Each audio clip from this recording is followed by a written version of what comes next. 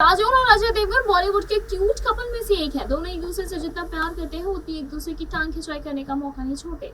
काजोल अजय को अक्सर परेशान करती रहती हैं, जिसकी वजह से दोनों के बीच हमेशा प्यार बना रहता है। ये कपल 2 बच्चों के पेरेंट्स बन चुके हैं। काजोल और अजय साल 1999 में शादी के बंधन में बंधे थे।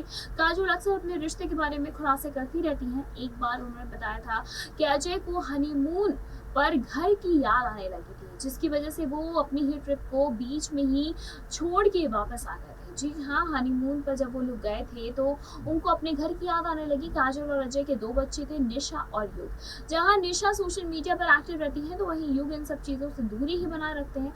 लेकिन बताते चले कि काजोल ने बताया था कि 2 महीने के हनीमून से वो 40 दिन में ही वापस आ गए थे। जी हाँ, उनका हनीमून का प्लान था 2 महीने का, यानी कि होते हैं टोटल 60 दिन, लेकिन वो 40 दिनों में ही वापस आ गए। दरअसल बताते चले कि कल टीएस को दिए गए एक इंटरव्यू में एक बार काजोल ने इस हनीमून ट्रिप का खुलासा किया था। काजोल ने बताया था कि उन्होंने 2 महीने का हनीमून प्लान किया था।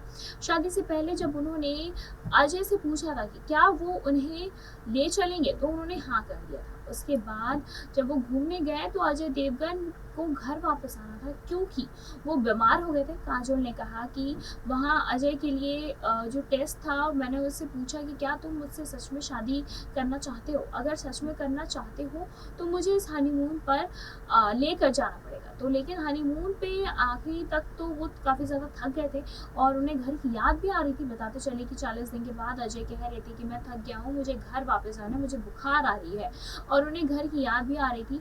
तब मैंने कहा ठीक है, वापस चलो। उसके बाद बताते चले कि काजोल और अजय, क्योंकि अजय देवगन को वहाँ पे काफ़ी ज़्यादा ठंड लग रही थी, इस वजह से उनकी तबीयत काफ़ी ज़्यादा डाउन हो गई थी, जिसकी वजह से वो वापस आ गए थे।